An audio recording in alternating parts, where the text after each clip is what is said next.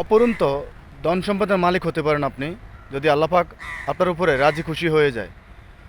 সেটা আমলের মাধ্যমে যদি আল্লাহ পাককে আপনি যদি রাজি খুশি করতে পারেন তাহলে অবশ্যই অবশ্যই আপনি অপরন্ত অনেক ধন সম্পদের মালিক হতে পারেন আমলের মাধ্যমে। সে আমলটা কি?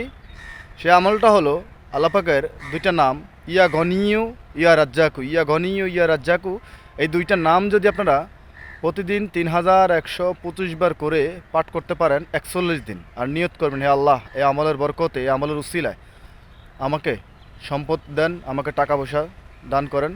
ইনশাল্লাহ ইনশাল্লাহ যদি আপনি একই সহিত করতে পারেন, অবশ্যই অবশ্যই আমি এতটুকু আশাবাদী, আল্লাহ পাক আপনাকে অনেক প্রচুর পরিমাণ সম্পদের মালিক করে দিবেন।